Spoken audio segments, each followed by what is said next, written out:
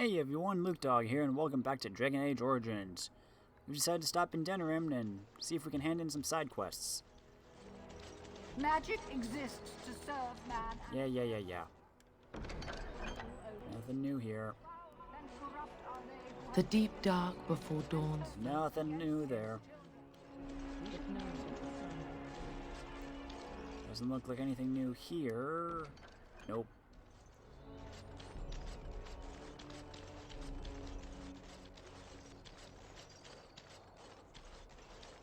I do know we could stop here. Let's go see hi to Wade.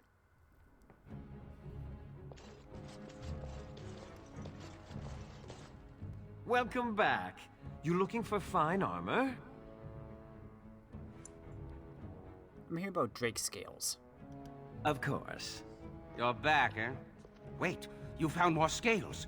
You have enough now. What I can make with this? How much will it cost? Cost? I should be paying you, friend, for the right, no, the privilege. Pay him? No, Wade, no. We'll charge you. I'll hear nothing of that, Aedan. This is my shop, and working on Drake scales won't cost a bloody Orlesian penny. Will it take long to make? It will take however long it takes. You don't rush a masterpiece, my good man. Yes, that's right. It could take months, years even. You should just leave. It won't take that long, Aedan. Unless I did some inlays of... Oh, I know. Yes, it wouldn't be complete without the, inlays. Of course, the customer would have to agree. Are you sure you can make quality armor with this? I'd stake my life on it, friend. Where is your humility when we really need it? I'll pay 10 sovereigns extra. Make it good and quick. Excellent. You won't regret it. Think of the possibilities, Aedan. Think of it. I'm trying to stop.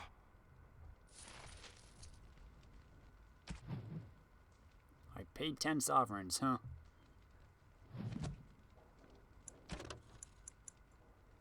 Master Wade is crafting your Drake scale armor free of charge. Plus 10 extra sovereigns. It may take some time, though. Okay, see you later.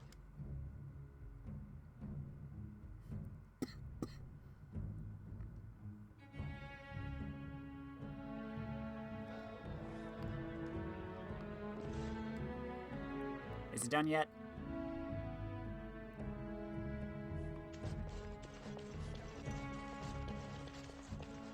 You're here about your order? I've barely even begun and you're pestering me. Oh, get back to work. Come to see our fine goods before they sell out? Let's see what you have for sale.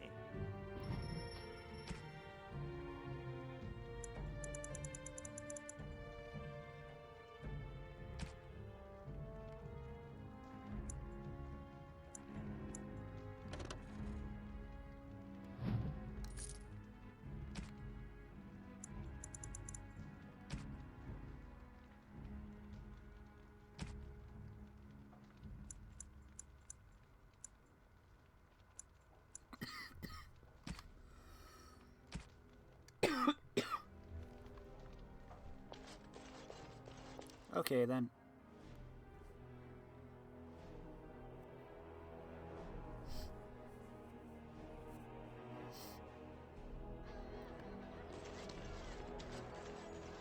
Can I open this? I think I did already. Let's go visit Brother Jin and TV. After stopping for a pint.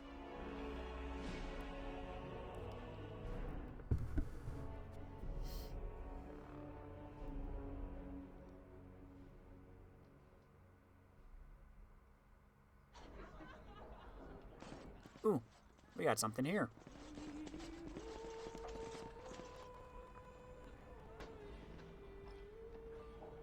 I finished a favor.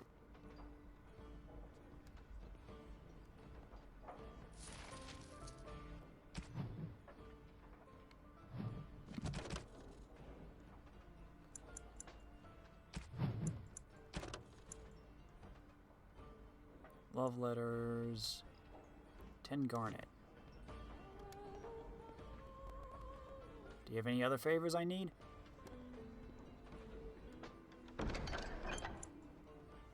To the Warden from D. So, the person assisting me is the infamous Grey Warden. I like that. Someone else who prefers hands-on, not plying with trinkets. We are alike, you and I. I'm sick of journeymen changing things just to make their name, and I'm tired of trying to make friends. Business is business, not who likes who. It's time to set an example. Young K is becoming too much of a headache. I want him dead. No whispers, no setting plots in motion. Everyone knows he's after my territory. No point in hiding the act now. In fact, I'll spread the word and his lieutenants will find you. You can take it. You're the Warden.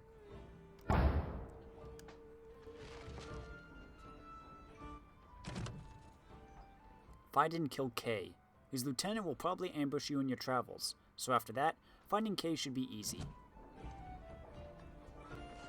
Yippee. Anything here? Nope. What else do I need? I think a lot of this is just going to... So let me find another one.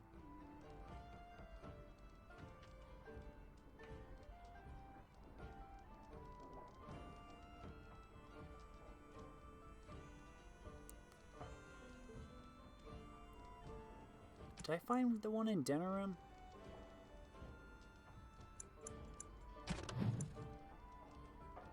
Corpse skull.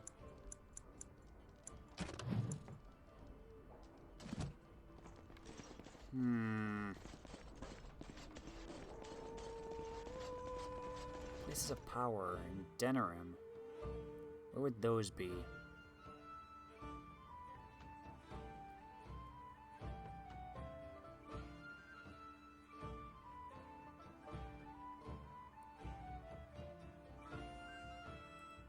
I'm pretty sure I did the Brazilian forest and the circle.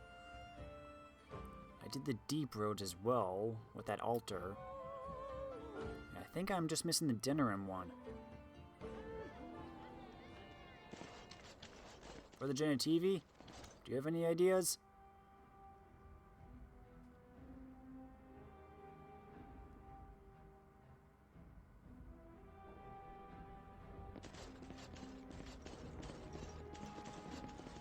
If it isn't the champion who succeeded in the quest for the sacred urn, I had not expected to see you so soon.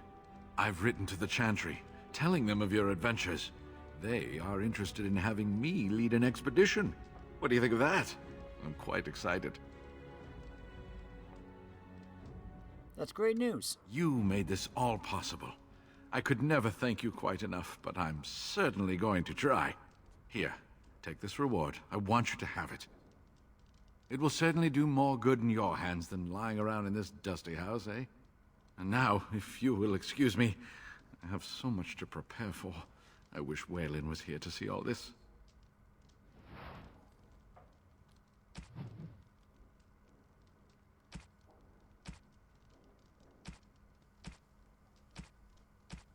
I have no idea what I got. Okay, thank you. I always want to say it's in the warehouse here, but... this is the problem with backtracking. Is you don't remember where you've been or haven't been yet.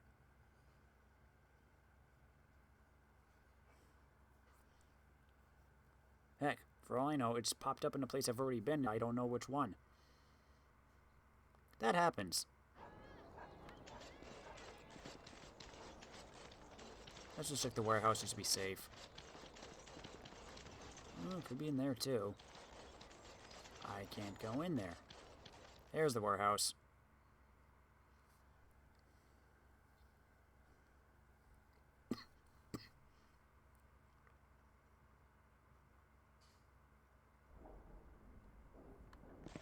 Anything here? Doesn't look like it.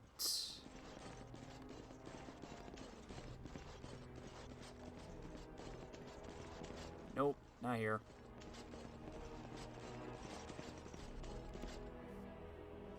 Check the Wonders of Thedas just to be safe.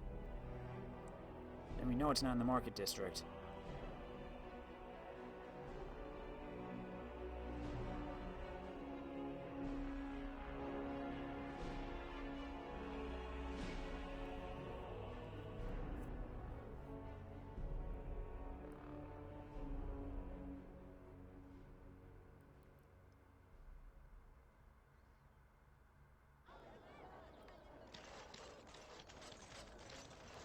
Just cross it off the list.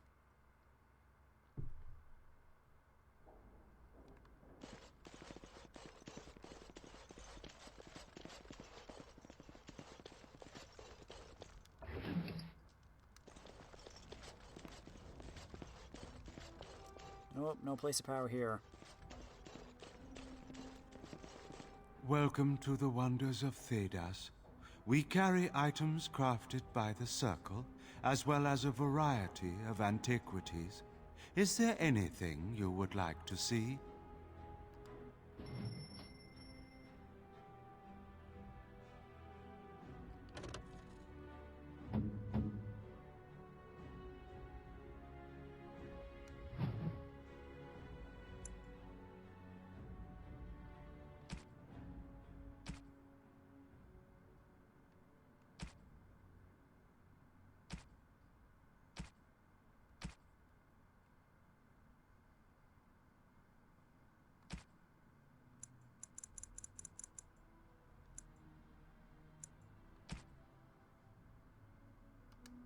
Never mind.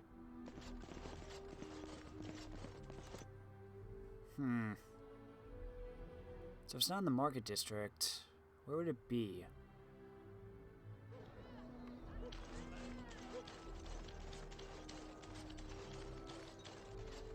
Maybe I haven't fully perused this place yet. Just look around.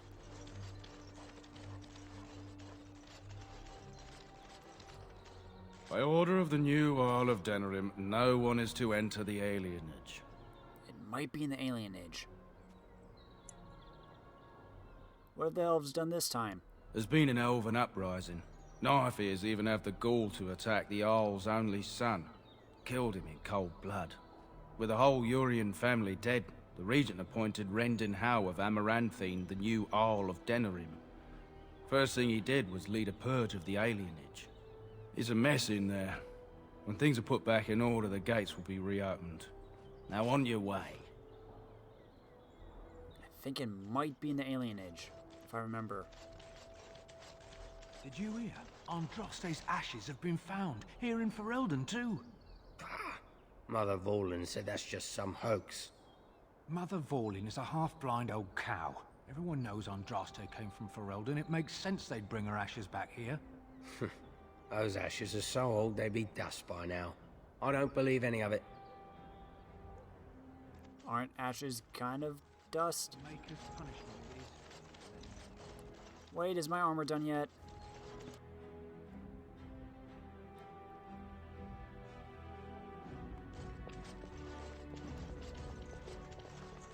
You're here about your order? It's done. I made the armor. And it's garbage. I wouldn't let a festering swine wear it. Wade, it's amazing. I don't see anything wrong with it. Are you blind as well as stupid? The leg guards are too tight. It'll chafe. The dye isn't even... Look here. I see a splotch. It's garbage, I say. It's fine. Truly. It's a work of art. Here, wear it well. Now kindly leave.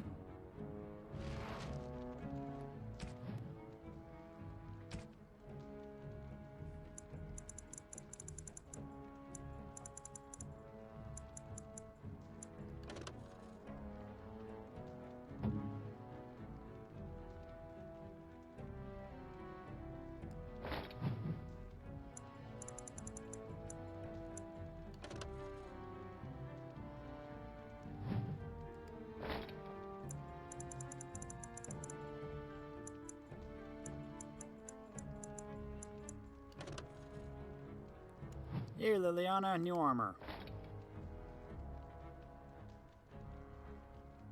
I was kind of used to the red. Oh well.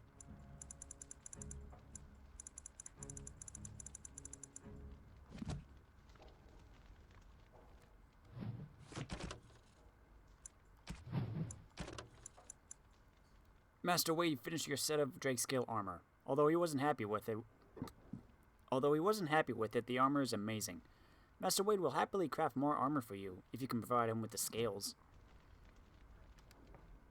Did you bring more scales? I want to try again. I've learned so much. Wade, please leave the customer alone. How can I help you? I had more scales. You must be kidding. We're done. No. Aedan, more scales. I can make another set. Dear Andraste, no. I've been thinking every night about what I'd do different. It's all in my head. Dear Aedan, don't worry. I can make it faster this time. You can? You worry too much. Just give me the scales, friend, and I'll have my finest work for you.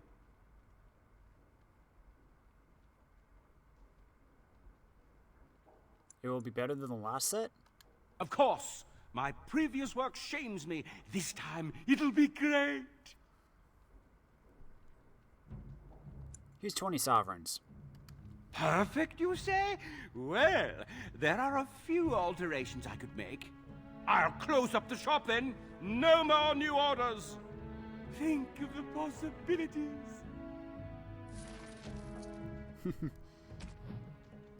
Oh, a man who loves his craft. You provided Master Wade with even more Drake skills, and he's making you another set. Yay!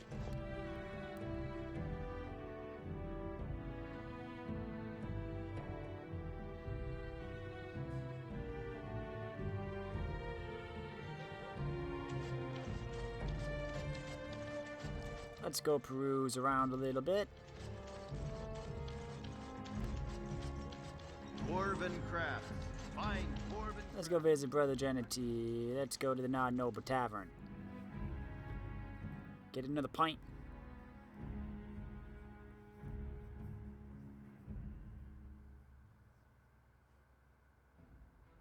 I wonder if the number of skills you need depends on the difficulty. Because I know if you don't have enough skills, he basically says, "Aw, you don't have enough. Please come back when you have more." Or maybe I got enough right away because I visited everywhere. Killed enough drakes. Yeah. 62% of the world explored.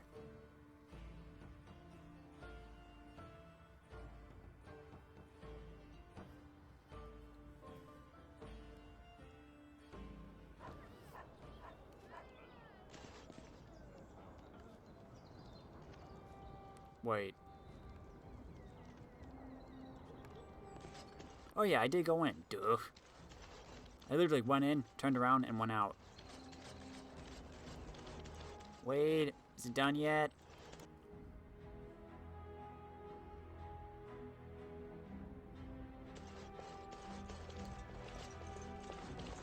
We're closed. Oh, it's you. Hi. The Drake scale armor is done. And it's, well, decent. Few things I'm rather proud of. And it didn't take as long as I feared. Odd. You'd better be very proud, Wade. We can't afford any more flights of fancy. I feel good, actually. I wouldn't mind working on Lord such-and-such's armor today. We'll see how long this lasts. Here's your armor. Now please leave. Thank you.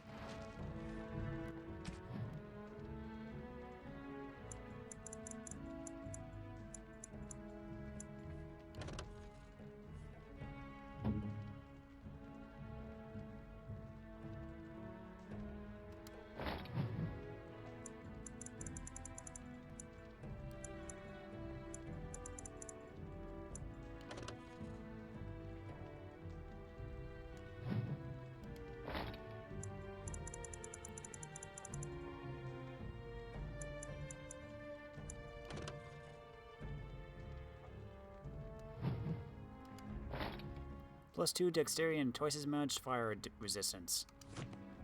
It's exactly the same, but hey, I'm not complaining.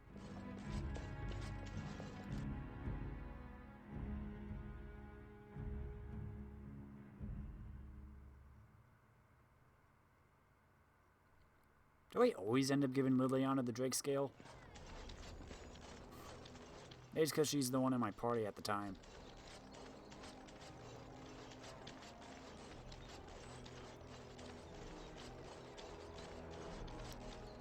Well, what other quests do we have?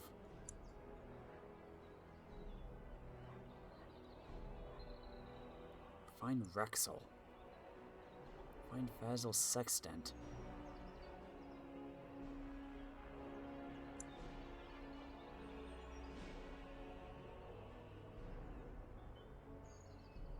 Vil Madon.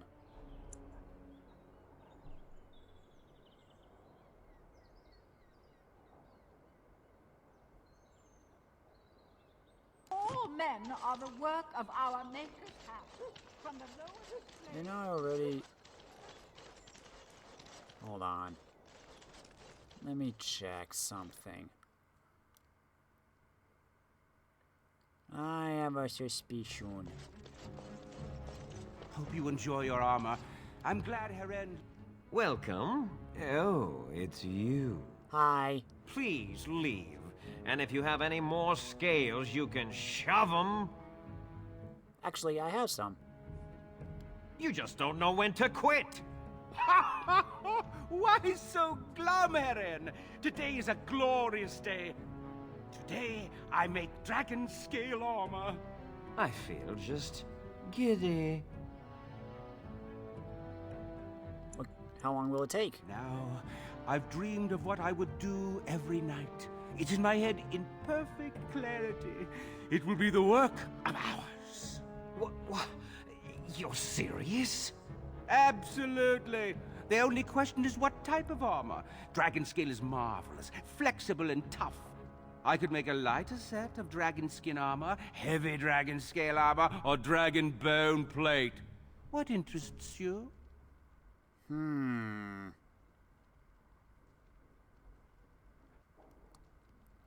Medium, heavy, or strongest?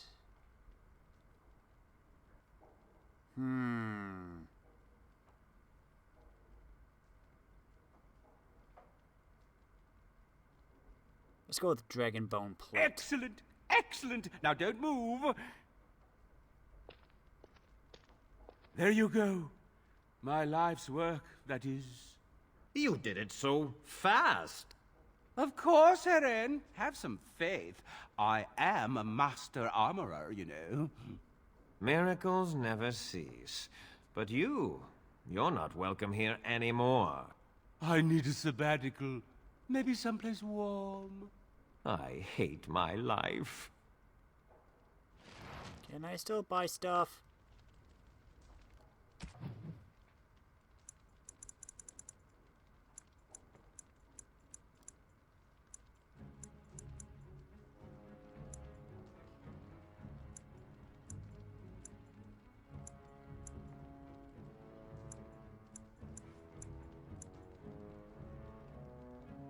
Oh, dragon bone plate. 42 strength. Alistair?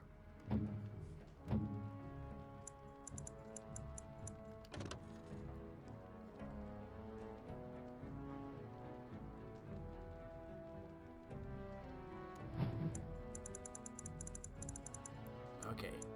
Going to the top.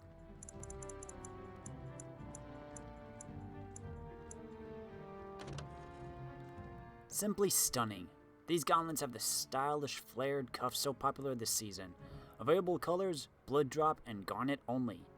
When equipped in a set with weight superior dragon bone plate armor and boots, the character gains a bonus to defense, and spells or talents cost less to activate.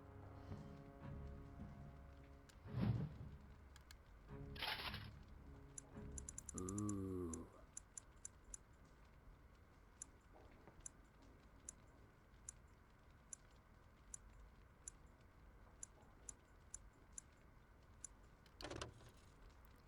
These can take a blast of fire breath and still look smashing.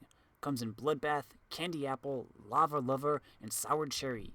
When equipped in a set with weight superior dragonbone plate armor and gloves, the character gains a bonus to defense and spells blah blah blah. That's the same.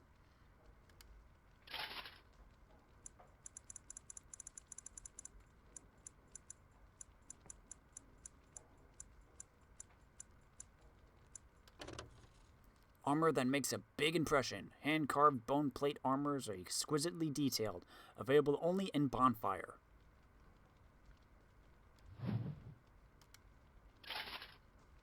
Ooh. Pretty.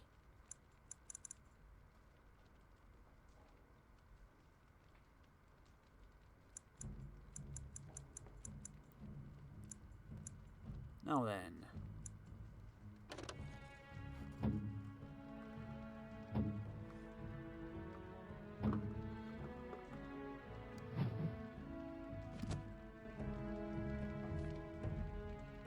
Looking nice, guys. Okay then. Let's move on.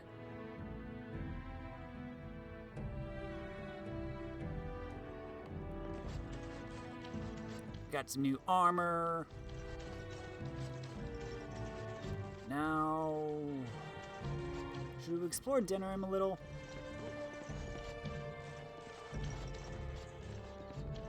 And Alistair has a flaming sword too. He's basically the Dragon King.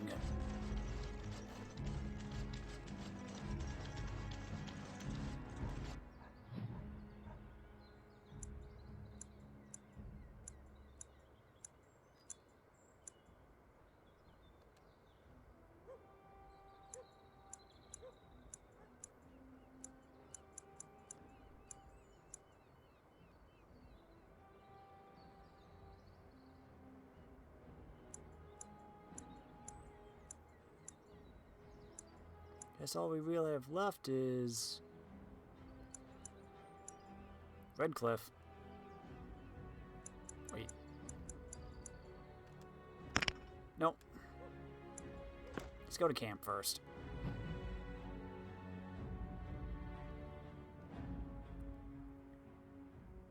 Just want to check something.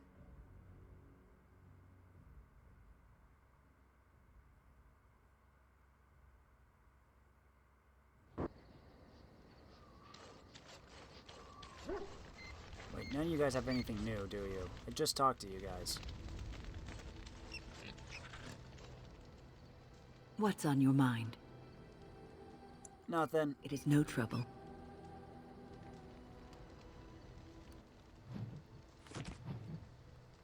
Let's see, who wants the Drake scale?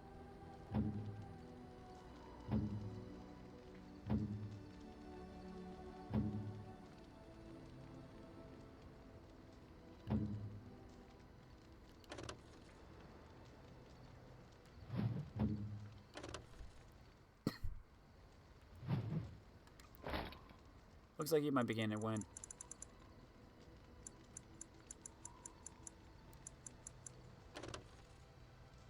Yeah, you're getting it.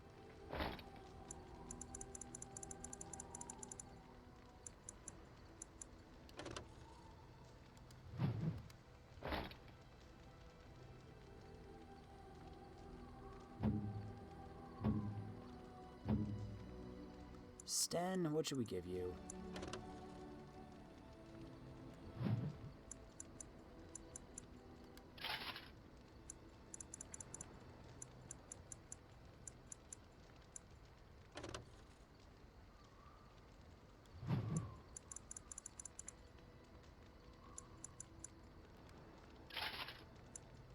We'll give you the Juggernaut.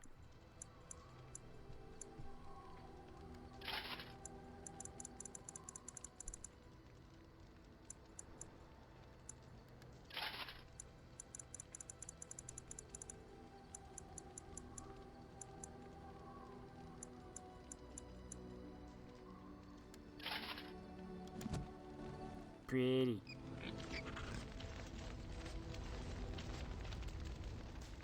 Something on your mind? Yeah, your armor looks awesome. Of course. Well, yeah, because I commissioned it for you. Well, maybe not for you, but... Hey, Sten, nice and shiny. You called. I wanted to discuss something you mentioned. Speak, then. Never mind. Then I suggest we move on. I have a question. I am hardly surprised. Never mind. Very well. Bye-bye. As you wish. Morgan, do you have anything new? What comes, my friend? I'd like to ask you something. So, full of questions, are you? Of course. Never mind. What comes, my friend? Can I ask you something personal? We are in camp, so 'tis as good a time as any. Never mind.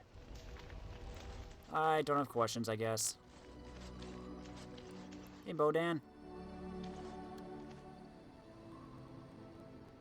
If there's anything I can do for you, please tell me. Have you heard any rumors? It seems a group of Loghain's men were ambushed yesterday near Highover.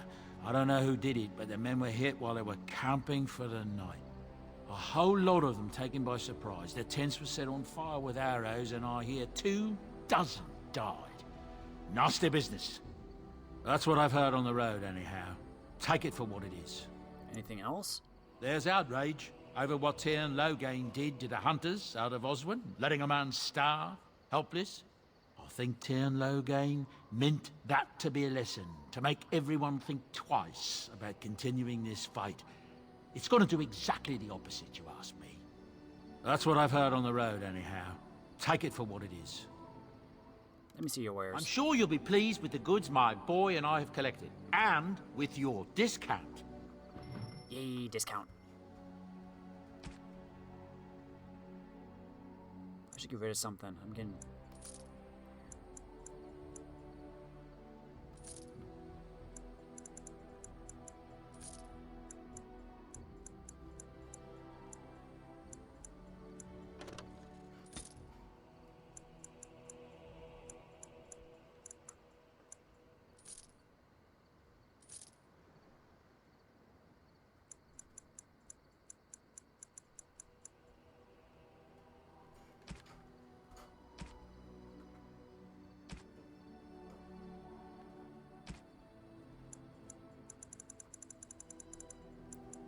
Oh, that's not garnet.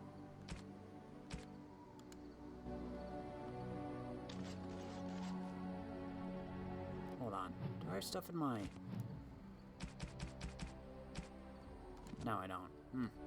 Never mind. I think it's time we head to Redcliffe then.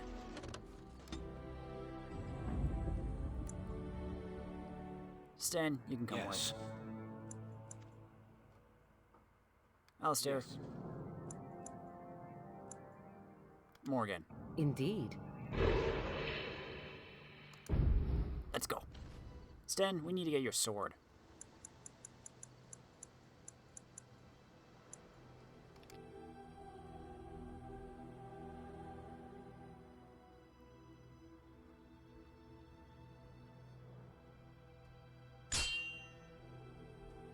What do we got?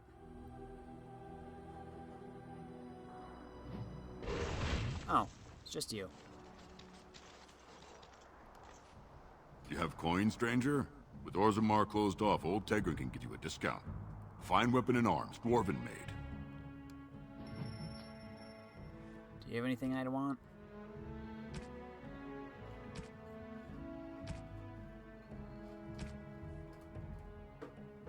Nope. See you, Tegrin. Onward.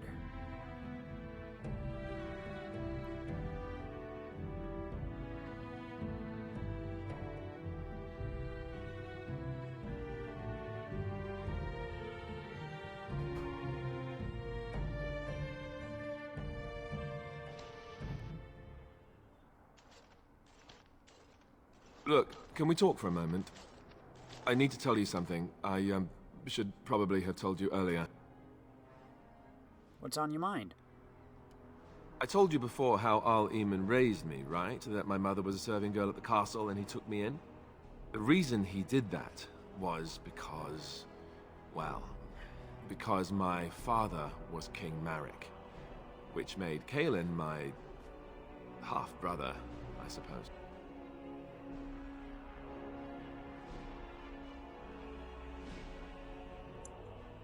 So you're not just a bastard, but a royal bastard? Ha! Yes, I guess it does at that. I should use that line more often. I would have told you, but it never really meant anything to me. I was inconvenient, a possible threat to Kaelin's rule, and so they kept me secret. I'd never talked about it to anyone. Everyone who knew either resented me for it or they coddled me. Even Duncan kept me out of the fighting because of it. I didn't want you to know as long as possible. I'm sorry. Does Loghain know? Why wouldn't he? He was King Maric's best friend. I don't know if that means anything, though. I certainly never considered the idea that it might ever be important. At any rate, that's it. That's what I had to tell you. I thought you should know about it.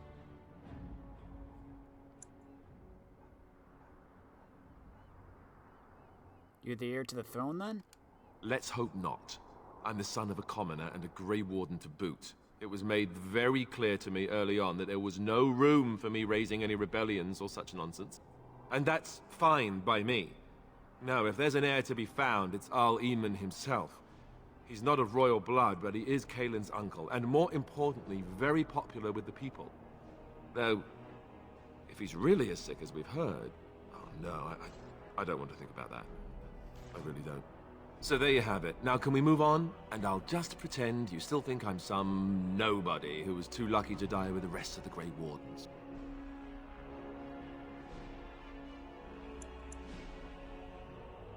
And what does that make me? The reason I think we have a chance of setting things right.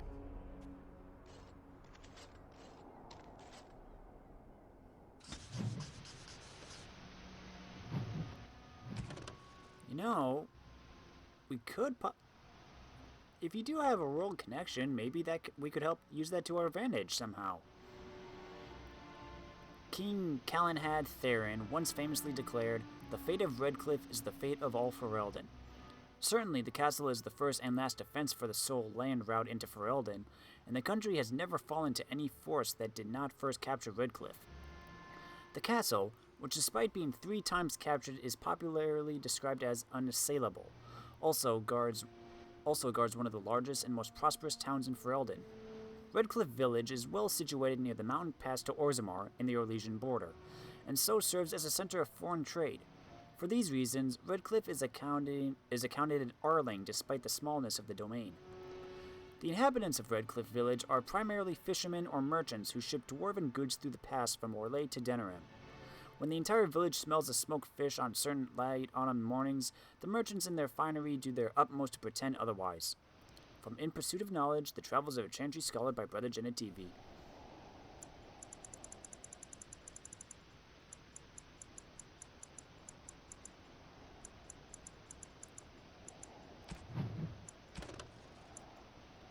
You know, one good thing about the Blight is how it brings people together. Alistair was a novice Templar when Duncan recruited him into the Grey Wardens, or rescued him, as Alistair would say. His mother was a servant girl, who died when Alistair was very young. He was raised by Eamon Gwyryn, Earl of Redcliffe, for a time. The Earl's wife, Isolde, suspected the reason her husband took an interest in the welfare of her servant's child was that Alistair was Eamon's son. She insisted that the boy be sent away to the Chantry. Isolde's suspicions were unfounded, however. Alistair was not Eamon's son, but King Maric's. Eamon sheltered the boy to hide his existence from Queen Rowan, Eamon's sister.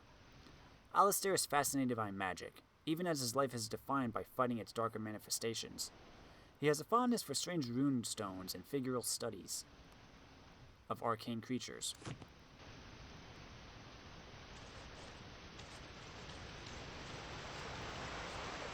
Hi, Tomas. I thought I saw travelers coming down the road, though I scarcely believed it. Have you come to help us? What do you mean? Is there a problem? So you don't know? Has nobody out there heard? What are you talking about? Heard what? We're under attack. Monsters come out of the castle every night and attack us until dawn.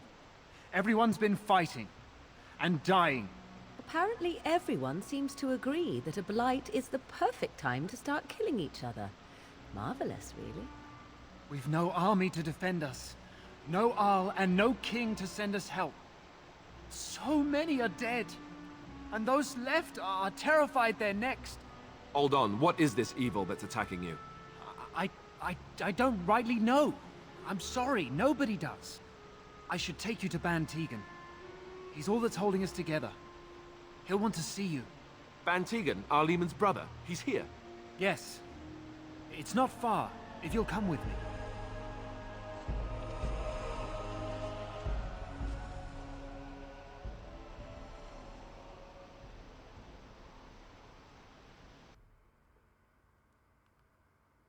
Most powerful foe was a high dragon. Wow.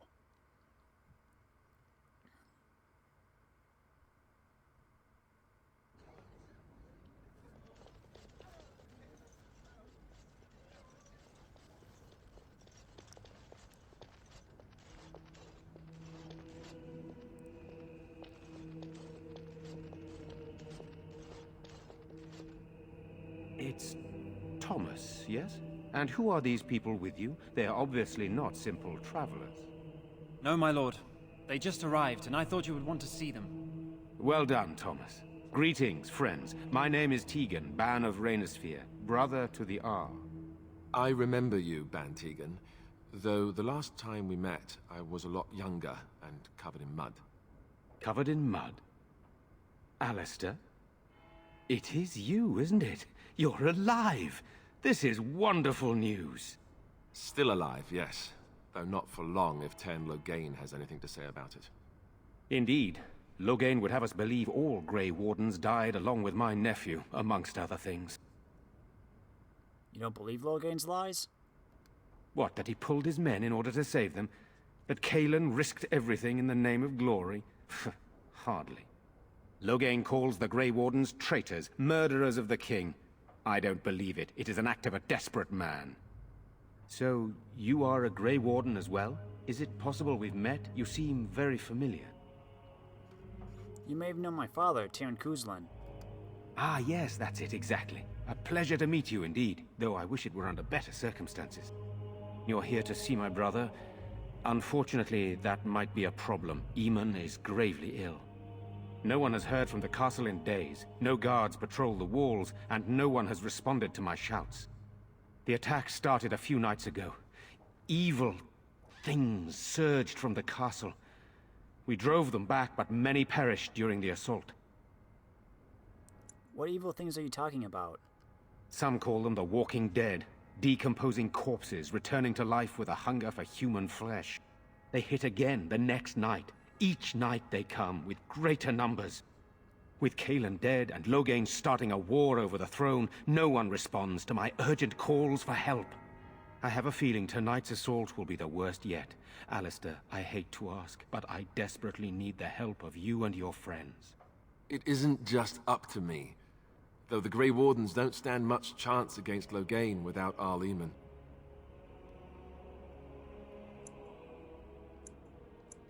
Of course we'll help. There are no Darkspawn here, and nothing to gain. It is a fool's errand.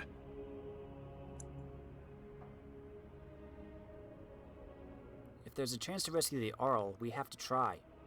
Perhaps. How pointless to help these villagers fight an impossible battle.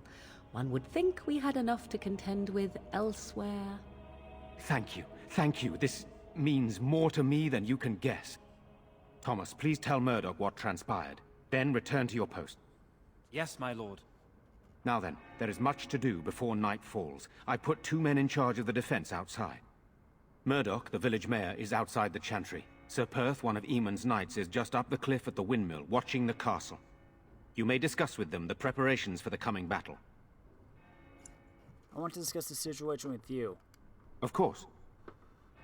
Isn't the timing of this awfully convenient?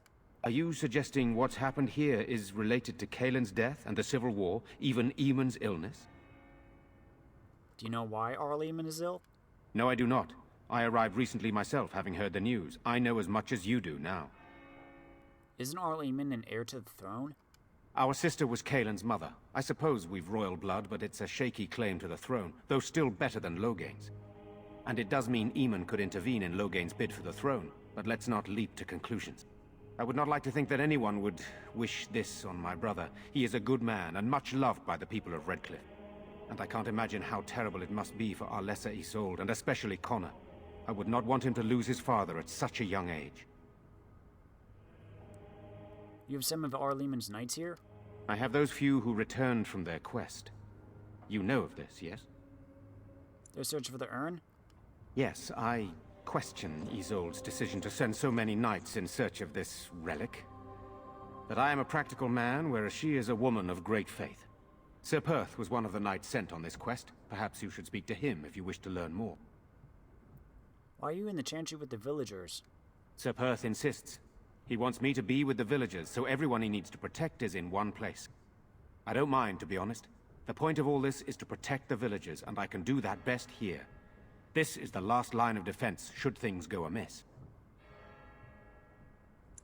Do you need more men in here with you? We could bring some men in to stand beside me, but I'd rather keep the monsters away from the villagers if possible. What exactly are these things that attack the village? I do not know. They seem to be walking corpses, men with rotting flesh that continue to attack even with the gravest injuries. Undead? Spirits possessing the dead. There could be several causes behind such a thing, none of them pleasant. So what happens after this battle is over? Hopefully we can find the source and stop it before it causes any more damage. With luck, we'll also find Aedan and be able to help him. I should get back to work. Very well. Luck be with you, my friend.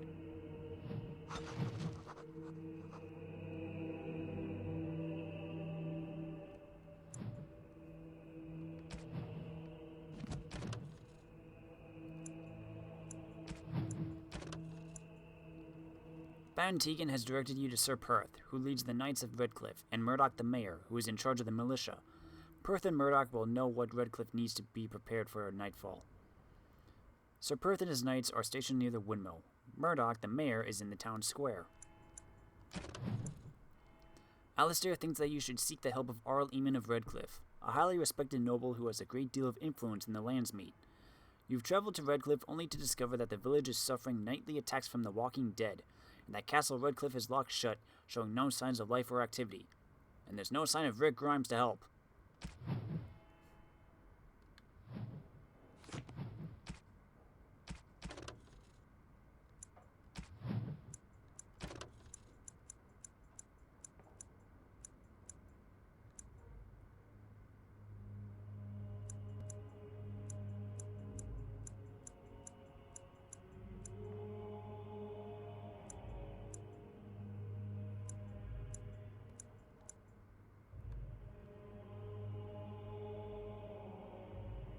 I think this is it. Younger brother to Arl Eamon of Redcliffe and uncle to King Caelan, Tegan holds the Banorn of Rainissphere, a tiny province in Redcliffe squeezed between the Frostback Mountains and Lake Calenhad. Ban Tegan avoids the Denerim court except to go hunting with his nephew, and rarely makes himself heard at the Landsmeet, preferring to leave politics to his brother. Let us pray. Blessed art thou who exists in the Maker's sight. Blessed art thou who seeks his forgiveness. Blessed art thou who seeks his return. Blessed is the prophetess, his daughter, sacrificed to the holy flame. May the chant reach the Maker's ears and tell him of our contrition. You are a stranger amongst us, yet you still agree to defend our village in its darkest hour. We are most grateful to you. It's called being a good Samaritan. I cannot stand by while monsters attack the helpless.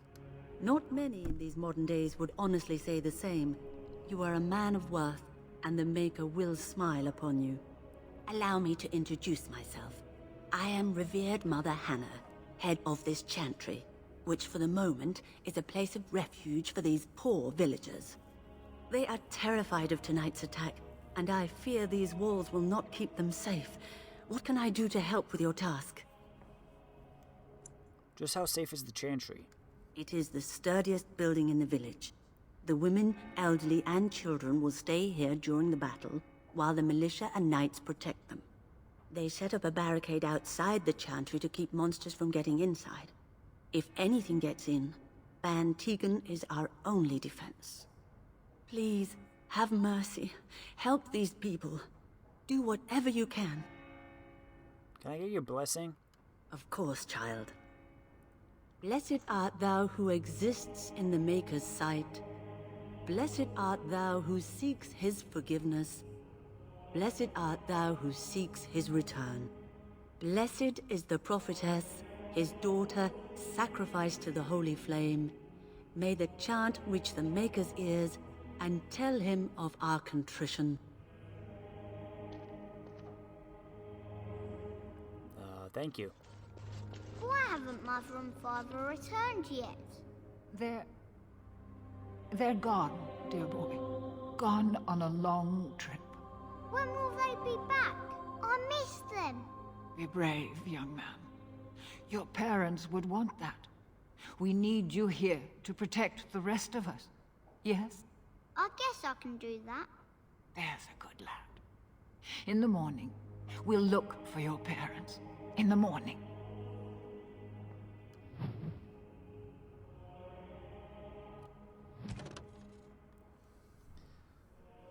Cordelius Dracon, king of the city-state of Orlais, was a man of uncommon ambition. In the year 15 Ancient, the young king began construction of a great temple dedicated to the Maker, and declared that by its completion he would not only have united the warring city-states of the south, he would have brought Andrastian belief to the world. In 3 Ancient, the temple was completed. There in his heart, Dracon knelt before the eternal flame of Andraste and was crowned ruler of the Empire of Orlais.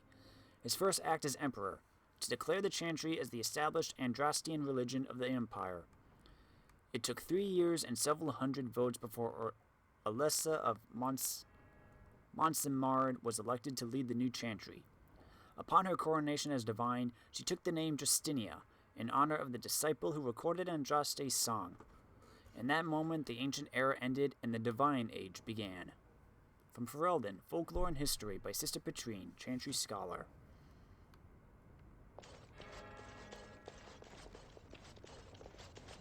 I'm scared, Mother. When are the bad men coming? Soon, darling. Don't worry. Everything will be all right. I want to go home. Where's Father? Why can't we go home? I already told you. Father is outside defending the village from the bad men. We must stay here and be brave. Can you do that? I guess so.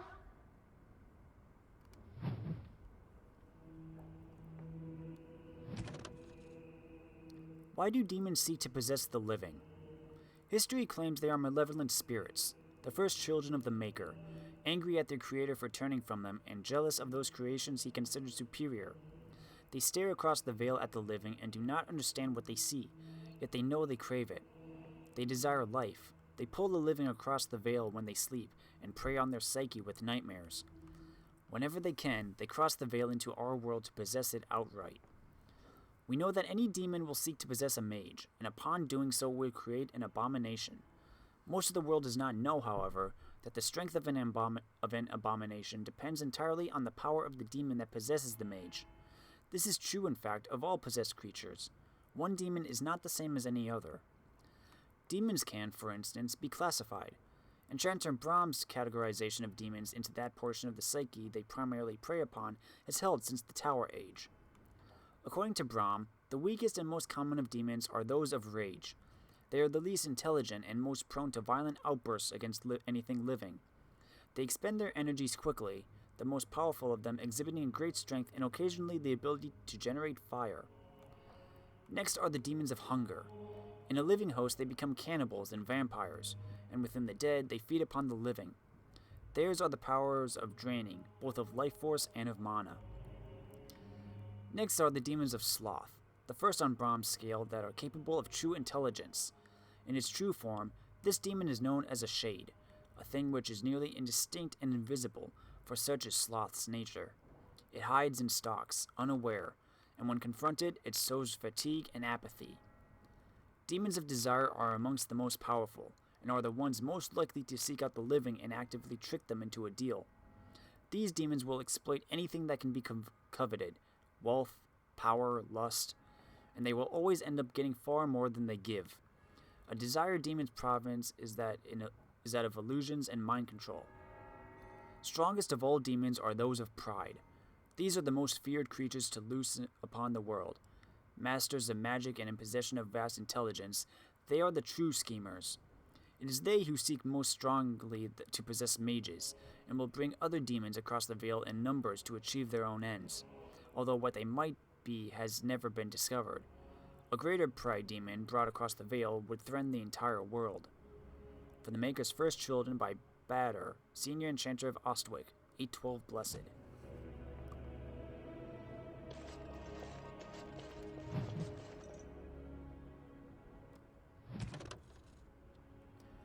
For most good folk, the details of our calendar has little purpose. It is useful only for telling them when the summer day festival will be held, when the snows are expected to begin, and when the harvest must be complete. The namings of the years are a matter for historians and taxmen, and few, if pressed, could even tell you the reason that our current age is named after dragons. It is 930 Dragon Age, the 30th year of the 9th age since the crowning of the Chantry's first divine. Each age is exactly 100 years, with the next age's name chosen in the 99th year. The scholars in Valroyo advise the Chantry of portents seen in that 99th year, and Chantry authorities pore over the research for months before the divine announces the name of the imminent age. The name is said to be an omen of what is to come, of what the people of Thedas will face for the next 100 years. The current age was not meant to be the Dragon Age. Throughout the last months of the Blessed Age, the Chantry was preparing to declare the Sun Age, named for the symbol of the Orlesian Empire, which at that time sprawled over much of the south in Thedas and controlled both Ferelden and what is now Navarra. It was to be a celebration of Orlesian imperial glory. But as the rebellion in Ferelden reached a head and the Battle of River Dane was about to begin, a peculiar event occurred. A rampage, the rising of a dreaded high dragon. Dragons had been thought practically extinct since the days of the Navarran dragon hunts, and they say that to see this great beast rise from the frostbacks was both majestic and terrifying.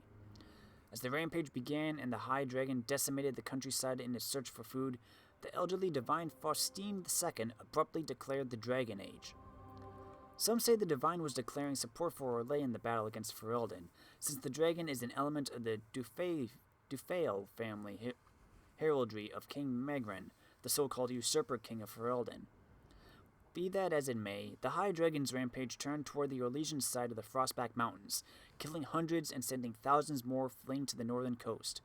The Ferelden rebels won the Battle of River Dane, and ultimately securing their independence. Many thus think that the Dragon Age will come to represent a time of violent and dramatic change for all of Thedas. It remains to be seen. From the Studious Theologian by Brother Genetivi, Chantry Scholar, 925 Dragon. So about 5 years ago.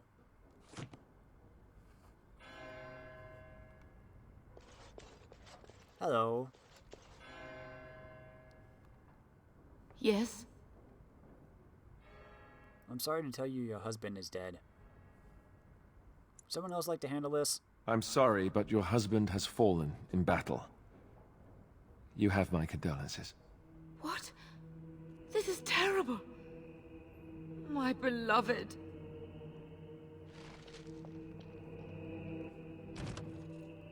You've delivered the condolences. Return to the Blackstone Irregulars. These are terrible times. Just terrible. I'm so scared, Father. What are we going to do? Silence, girl. Do you want the children to hear you? But night is coming.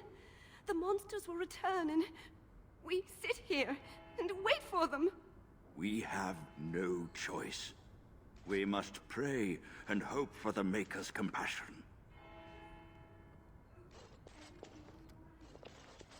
Sorry. Am I bothering you? I'll try to be more quiet. Are you alright? Why are you crying? Those things dragged my mother away. I don't know what happened to her, but I hear her screaming all the time. Everywhere. And now my brother Bevan, he ran off. I don't know where he is. I'm so scared they got him too. Why would he run off? Do you know? He said something about saving Mother. He's just a little boy. He doesn't understand she's gone. If he has foolishly run off, then he is no doubt dead. You should get used to that fact. Nice. Maybe you want to kick her in the head while you're at it. Shall we comfort her with lies? If she is to face death, better she face it honestly. I hope he didn't try to go to the castle. Oh, that would be awful. Have you tried looking for your brother? I went to our house. It's by the square. He wasn't there. I searched the rest of the village too. I called and I called, but he never answered. I wonder if he ran off into the woods. I'm so worried. Without me, he has nobody. I'll look for him. You will? Thank you so much. Please find him.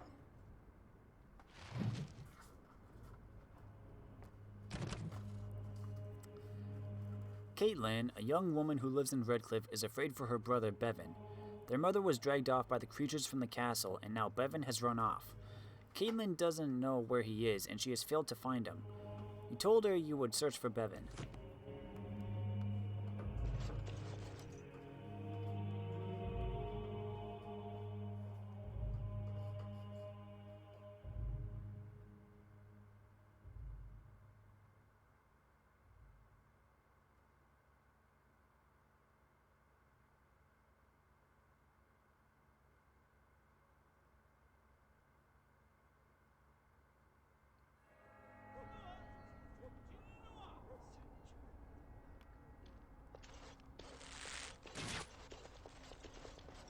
You know, we don't have the men. I can't believe how cowardly and selfish Twin is being. I'm telling the missus he doesn't deserve her blackberry tart anymore. I don't want to think about that. I guess this might be the last night after all. The king isn't coming. Nobody is. So what can we do? Leave? Try to get out of the village? And abandon everyone? No, we fight. We've no other choice. Still no sign of them coming back from the castle, Murdoch. Tell them to maintain watch. I don't want a surprise attack before the sun goes down. Yes, sir. What should we do until then? Pray, and hope for a miracle. So you're the Grey Warden, are you? I heard they all died with the king.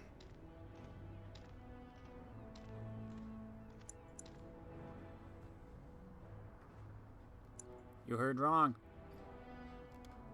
So you say? A damn Qunari could walk up and say he was a Grey Warden. I wouldn't know the difference. That much is clear. We aren't gonna turn aside anyone who wants to help, though. Don't take me for being an ingrate or nothing. Well, we do want to help however we can. You can trust us. Name's Murdoch, mayor of what's left of the village, providing we aren't all killed and hauled off to the castle tonight. You can call me Aedan. Fair enough.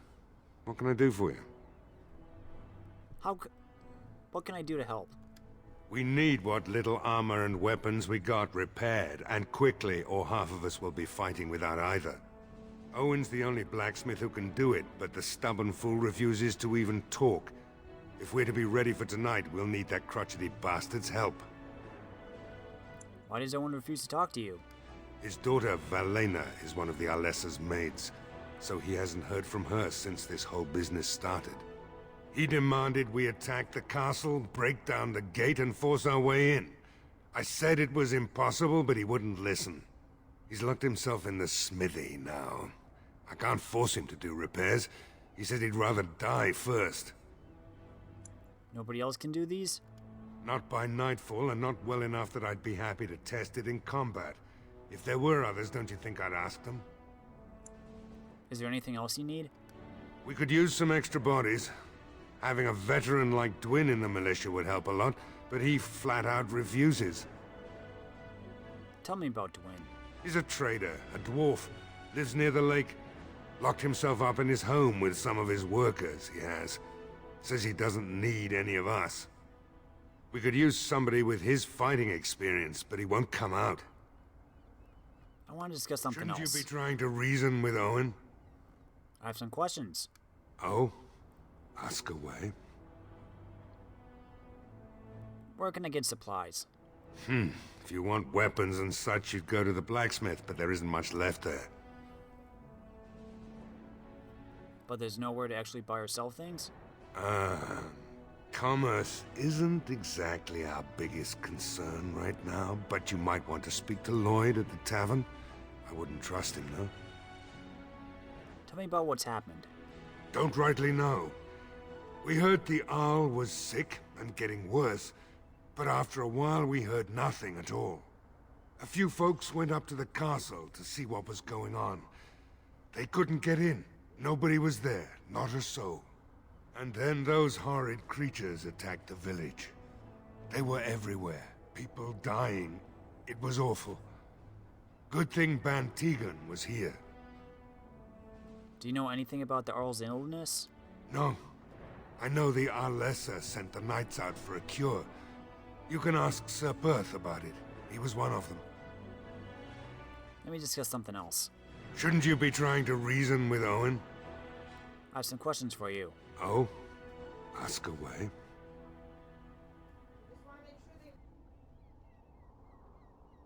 Why have you been stationed here? We're the last defenders of them folks in the Chantry. The women, elderly, and the children. They're the ones we need to protect. The weak must learn to protect themselves. Right, those helpless bastards. How dare they?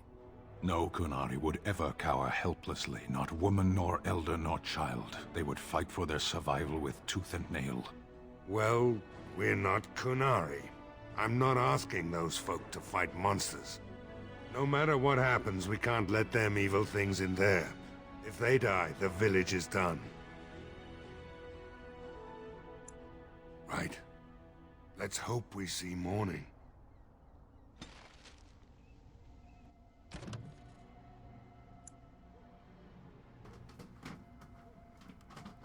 Owen the blacksmith is the only one who can repair the militia's equipment, but he's locked himself in the blacksmith and refuses to help. Murdoch wants you to go talk to Owen to see if you can change his mind. Murdoch told you about Dwyn, a dwarven veteran, who has refused to help the villagers fight the creatures. If you can get Dwyn to help, it would greatly increase the militia's morale. What's over here? Oh, the blacksmithy. Go away. Curse you! Leave me in peace! You've already taken everything out of my stores. There's nothing left. Is this Owen the blacksmith? I need to speak with you. Huh? Who is that? What do you want? I've been through enough. I'd prefer not to speak through a door. Can I come in? All right. Let me undo the locks. All I ask is that you don't make any trouble. How many locks does a blacksmithy have? Probably made them all himself, too. Somebody's been drinking. So I let you in. You wanted to talk. Now we're talking. Mind telling me who you are? My name is Aedan, a Grey Warden helping Bantegan. A Grey Warden, is it? It takes all kinds. Anyhow, my name's Owen, though you might already know that. Care to join me as I get besotted? Or is there something in particular you wanted? Why have you locked yourself in the smithy? My girl, Velena, is one of the Alessa's maids, and she's trapped up there in the castle, but the mayor won't send anyone for her. She's been my life since my wife passed on 2 years ago. Now she's dead, or soon to be. I don't care what happens to me or the village, or anyone! So you intend to drink yourself to death? Why not? It's not like we're going to live past the night anyhow. Or are you going to save us? I intend to try. Is that so? Maybe it's the drink talking, but you almost sound like you believe that. It'd do me the world of good to think maybe someone like you could go in and find her. Provided any of us live through the night. And what if she's dead? It would be better than going to my grave wondering. What about the militia? They need your help. If you look for Velena, I'll reopen the smithy and make some repairs for the militia. I can do that much. I'll do my best then. Not good enough. Murdoch said the same damn thing, and I didn't believe him either. You were asking a great deal, you wretched little man. I want a promise. Promise me that you'll look for her. That you'll bring her back to me if you can. I promise you, I'll find her. I'll accept that. It's something to hope for, at least. Oh, lovely. Shall we next begin rescuing kittens from trees? Is this a promise we will not keep? Let's hope not. What's this? I said nothing to you, human. Right then. It seems I have some work to do relighting the forge, and I suppose I'll have to find some iron. Maybe at the mill. Murdoch just better send his men here as soon as possible if I'm gonna get to all these repairs and get them done by nightfall. If you need anything done, well, just let me know. I've got a lot to do now, so you'll have to excuse me. It's always nice. Aw, you... Come on, guys.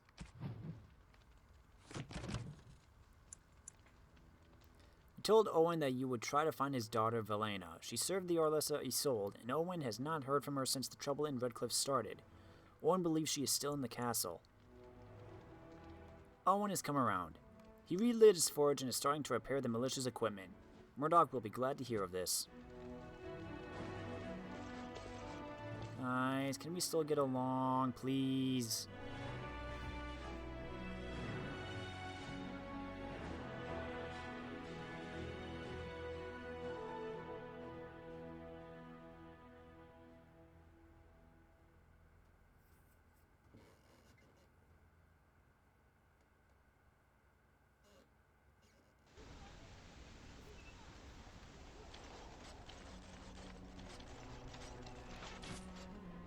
Well, it looks like Owen's finally doing the repairs we need. The damn fool is falling over drunk and still manages to make smithying look easy. Good enough, I say. I'll send one of my men to inform Bantegan the militia is ready for battle. How's morale? Morale's about what you'd expect. These men aren't soldiers. They're villagers defending their homes. And they're frightened. Since you convinced Owen to start repairs, we're pretty well armed now. That is a relief, let me tell you. We're better off now that we've sufficient arms. I don't know that we're ready for the battle, really, but were we ever? Is there anything else? I still need to speak to Sir Perth. You'll find him and his men at the mill by the bridge, to the north. Right. Let's hope we see morning.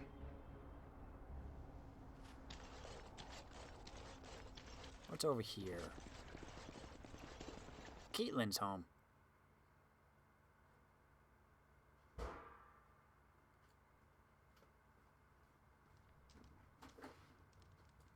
There's a book.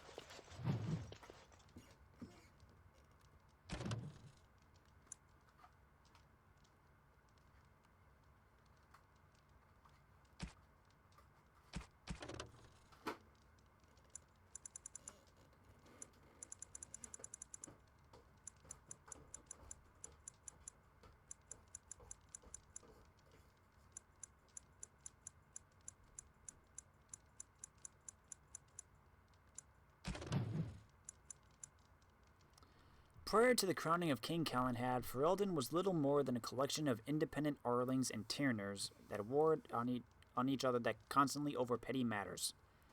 Calenhad was born in 510 Exalted as the third son of a High-Ever merchant on hard times. Again, another connection to High-Ever.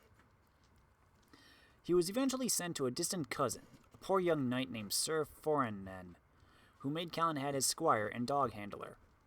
As the tale goes, Sir Foranen and his squire became caught up in one of the wars of unity at the time. Arl Mirden was a strong but generally disliked man who was making a bid for kingship. Foranen's own lord, a young fool of an Arl named Trenador, no older than Calenhad, was besieged by Mirden's forces at his castle, today known as West Hill. When Mirden called called Tenendor out to parley, the young Arl asked for a volunteer from among the squires, someone who could masquerade as Tenendor in the parley party. Calenhad kneeled before Tenendor and asked for the honor. Much to Tenendor's and Sir Ferannon's dismay, Calenhad immediately identified himself to Arl Mirden. When asked by the Arl why he was here, Calenhad explained that he had been asked to take the place of his lord. The Arl said that he had planned to kill Tenendor. Was Calenhad willing to die in his lord's place as well? Calenhad impressed Mirden and his allies by saying that he was. Mirden offered Calenhad a place at his own squire, but Calenhad refused, stating that if Mirden had planned on betraying the right of parley, he was no man of honor. Mirden's allies laughed at that, and Mirden himself conceded that Calenhad had a point. He allowed Calenhad to return to the castle safely and launched his final assault. During the assault, both Tenendor and Ferrannon were killed, but Calenhad found himself in one-on-one combat with Arl Mirden. In front of all of Mirden's allies, Calenhad defeated the Arl and commanded he call off his armies. The Arl asked Calenhad who he professed to serve now, if both his knight and his lord were dead, to which Calenhad replied that he would do as his honor bade him to, for he had nothing else. You are not a man known for your honor, Calenhad said, but I believe you wish to be. You allowed me to live once, and so now I do the same for you. Perhaps if more of our people lived by honor, we would learn to trust each other long enough to live together. And with that, Calenhad withdrew his sword. I am humbled by your words, Arl Mirden told Calenhad, dropping to one knee. To his allies he shouted that he now knew he would never be king, but he knew who would be. With that, Mirden pledged allegiance to Calenhad, whom he named Terran, and ruler of Tenendor's lands. With the allegiance of Arl Mirden, Calenhad began his rise to greatness. Some of Mirden's allies also pledged allegiances, but most thought him foolhardy. A boy commoner was to lead them and become king? Over the years that followed, however, Calenhad would prove himself worthy of Mirden's trust. With each victory, he won over more men to his command, and his reputation as a man of honor spread. Eventually, during his campaign against the lowland Banorn, he met his most infamous friend and companion, the vaunted warrior Lady Shayna. Calenhad married the famously beautiful daughter of Mirden, Marine, and his firm belief in the ways of the Chantry became the staple of his court. In a time when the Chantry was still new to the land and courts following Andraste held the majority of power in Ferelden, Calenhad began to solidify the nation as one in line with the other nations around it. This piety eventually won over to Calenhad those faithful in Ferelden who had been waiting for such a leader. With Lady Shayna at his side, Calenhad was unstoppable, and by 542 Exalted, the war for Ferelden had come down to one final battle against the collected foes of Simeon, Terran of Denerim, and the most potent nobleman in the land. Calenhad persuaded the Circle of Magi to come to his aid, as well as the Ash Warriors, and in the Battle of White Valley, he famously defeated Terran Simeon and united the nation. During the battle, Simeon nearly killed Calenhad, but Lady Shayna intervened and took the wound for him, slaying Simeon. Calenhad was crowned king in Denerim that year, with Marine his queen, but he spent much of the months that followed nursing Lady Shayna back to health. King Calenhad's Ferelden was peaceful for a time, with the Chantry spreading quickly under the king's guidance. Everywhere the king and queen went, they were surrounded by cheering crowds. The common folk celebrated Calenhad as one of their own, who had achieved the impossible, and trade opened up with many outside lands for the first time in Ferelden's existence. But as with many such golden ages, it was not to last. Calenhad's legend tells that Lady Shayna harbored a love for her king that went beyond friendship, a love that she had kept secret out of her sense of duty and honor. When offered a love potion by a witch in disguise, a witch who would later turn out to be the vengeance-seeking sister of Arl Simeon, Lady Shayna gave in to temptation. She used the potion on Calenhad, but Queen Marin discovered the two of them together that night, and broken-hearted, fled Denerim to return to her father. She told Mirden everything, and he angrily threatened to revoke his support of Calenhad and begin anew the civil war. It is said that Lady Shayna felt remorseful at her manipulation of her best friend's heart, and confessed her use of forbidden magic to the court. Although her life was forfeit, Calenhad forgave Lady Shayna for what she had done, and refused to have her executed. Mirden furiously roused the other Arls against Calenhad and Lady Shayna, and it was not long before Ferelden stood on the brink of civil war once again. Against Calenhad's orders, Lady Shayna went alone to Mirren to plead for peace and plead her case, only to be found out by Mirden and slain. Angered but also saddened, Calenhad challenged Mirrodin to an honor duel, a fight neither of them wanted but both knew was necessary, and Mirrodin was slain. The death of the king's greatest ally, an important Arl, was too much for the young kingdom to bear. The other Arls would not back down in their claims against Calenhad. The threat of civil war rose once again. Calenhad went to his wife one last time then, although none know what he said to her, and then he simply vanished. He left with Mirrodin a proclamation abdicating his throne in favor of the son his queen carried in her belly, who eventually ascended to the throne as King Wayland I, the king credited with establishing the Denerim dynasty lasting to this day. Calenhad would never reappear. The legend of Calenhad himself only grew over time, as stories and sightings multiplied, even long after the point when Calenhad could possibly still be alive. Some say he disappeared into the Kakari wilds, or went to live with the dwarves, or even become a monk in a reclusive chantry order. The chantry named Calenhad one of the anointed in 788's storm. Calenhad's sword, Nementos, was left with Mirrodin and became a symbol of Ferelden kingship over the next century. Rumors of its magical powers grew, and when it was lost in the ambush that killed King Venedrin in 824 Blessed, it was seen as a great blow to the Theron line. Several full swords would have appeared since that time, but never has the true sword resurfaced. From The Legend of Calenhad by Brother Heron, Chantry Scribe 810 Blessed.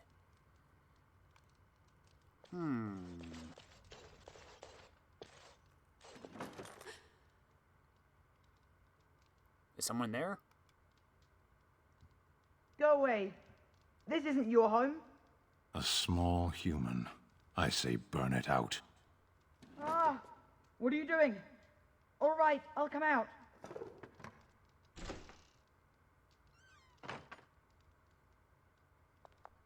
Please, don't hurt me.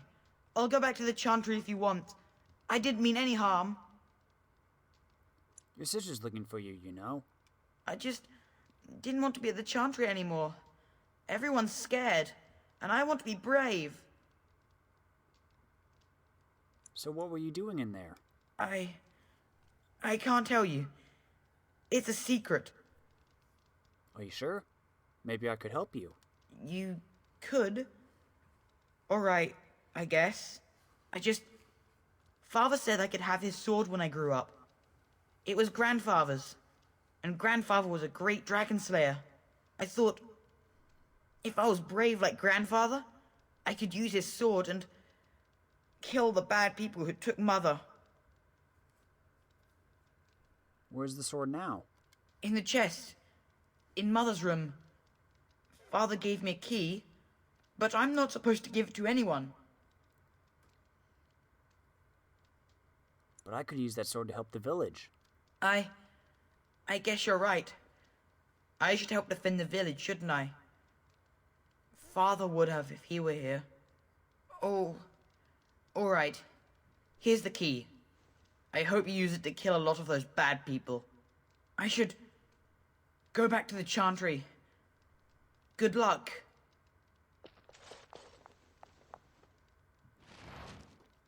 See you later.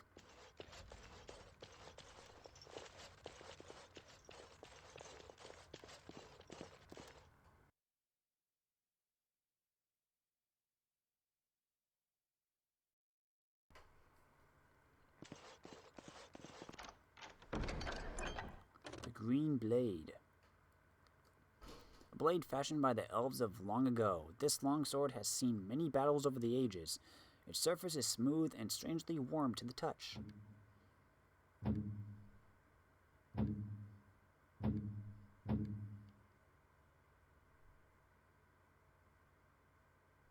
Finished. Cautionary tales for the adventurous. It was then that he realized he wasn't alone. The abandoned camp in front of him was unbelievably welcoming, like a mirage. The fire felt like a warm hand grabbing his heart. It reminded him of a previous life so long ago, when he was happy, running on the sunflower fields with his boy, the sun on his face, laying next to the fireplace with his beautiful wife in his arms. He felt a sharp pain in his heart. His thoughts shifted to that fateful day when everything changed. Blood was everywhere. He held the body of his dead wife in his arms. Around him, the ashes of his burned house fell like snow. The stench was terrible. It smelled like darkspawn. He grabbed his axe, touched the icy cold hands of his boy, and left. He would kill them. He would kill them all. The pain in his heart was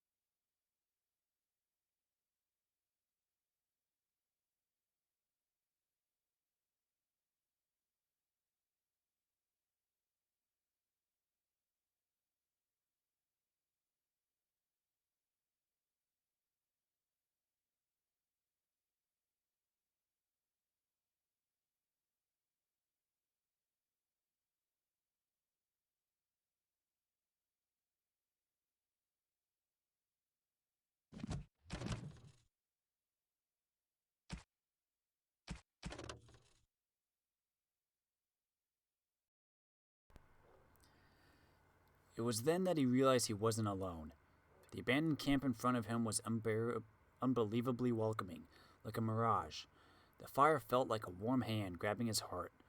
It reminded him of a previous life, so long ago, when he was happy, running on the sunflower fields with his boy, the sun on his face, laying next to the fireplace with his beautiful wife in his arms. He felt a sharp pain in his heart.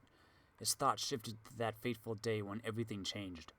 Blood was everywhere. He held the body of his dead wife in his arms.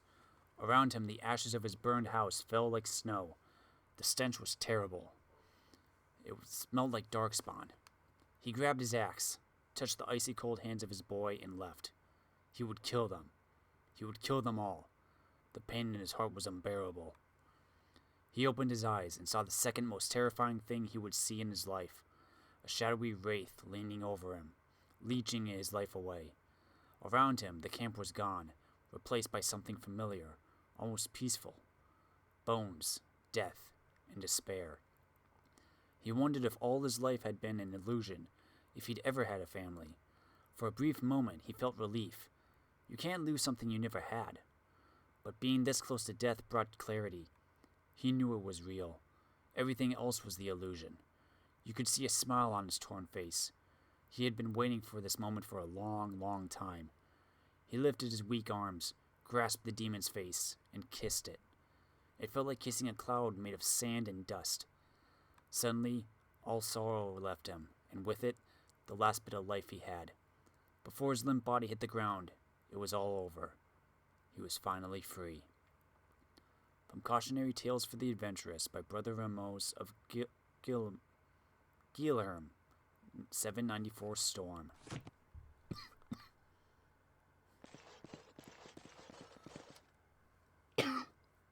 Okay, well, we've gone to Redcliffe, we've started helping them out, but I think this would be a good place to stop for now. Next time, we'll continue to try to boost morale for the village, hopefully see if we can last the night.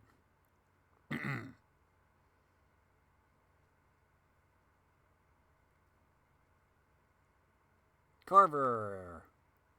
I haven't brought you out that much, buddy. Sorry. Well, if you liked this video, let me know in the comments.